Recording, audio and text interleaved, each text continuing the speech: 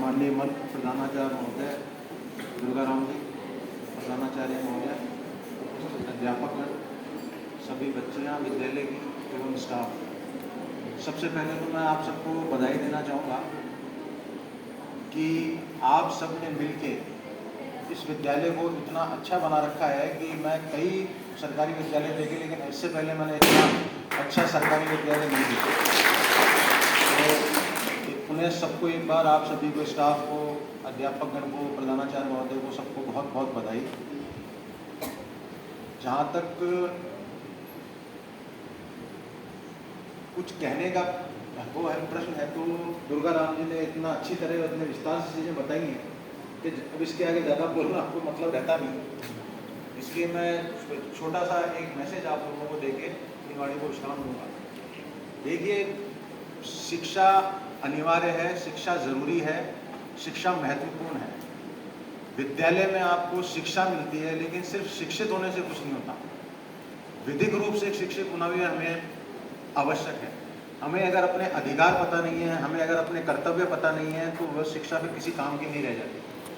आज सरकार की तरफ से ढेरों योजनाएं चल रही हैं, बालिकाओं के लिए चल रही हैं, स्कूली छात्रों के लिए चल रही हैं, छात्राओं के लिए चल रही हैं, लेकिन क्या हमें उनकी जानकारी है कि नहीं?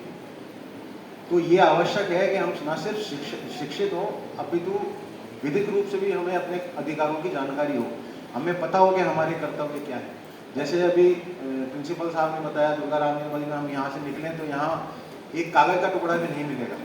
तो ये शिक्षा पढ़ाई से नहीं है, ये कॉमन सेंस होता है, जो एक आसपास देखने से, एक दूसरे को ऑब्जर्व करने से, और इससे अपने को आता है। एक मॉरल साइंस है ये, कि अगर कोई गंदगी है तो उसको उठा के हम डाल दें। किताब में आपको पढ़ा देंगे साफ सुथरा रहना आवश्यक है, लेकिन घर जाके हम आते हैं तो कई बार नाके भी नहीं आते, ऐसे आ जाते हैं। तो मॉरल साइंस भी उतनी ज़रूरी है। ऐसे ही लीगल जो लॉ है, कानून है, उसकी जानकारी भी बहुत ज़रूरी है। दुर्गाराम जी ने गुड टच बैड टच के बारे में बताया। इसी प्रकार कई सारे कानून बने हुए हैं, जैसे पॉश एक्ट बना हुआ है, पोक्सो एक्ट बना हुआ है, जो भारतीय दंड संहिता है, जो भारतीय न्याय संहिता हो गई, उस सब में आपको प्रोटेक्शन, आपके अधिकारों का संग्रहण है कि भाई आपको क्या क्या अधिकार हैं और क्या क्या अपराध है। आज अगर कोई लड़का किसी लड़की को घूरता भी है तो वो एक अपराध है, स्टॉकिंग का अपराध कहलाता है, और उसके लिए दंड है। अब आपको अगर ये पता ही नहीं है कि भाई ये भी एक अपराध है, तो आपके लिए एक नॉर्मल बात हो जाएगी, भाई रोज आता है, घूरता है, चला जाता है। दूसरा क्या है, हमें कुछ भी है उसको छुपाना नहीं है, चाहे आपके साथ हो रहा है, चाहे किसी और के साथ हो रहा है। क्योंकि क्या है कि अगर आपका घर जल रहा है, पड़ोसी का घर जल रहा है और आप शांत बैठे हो, तो अगला नंबर आपके घर का है।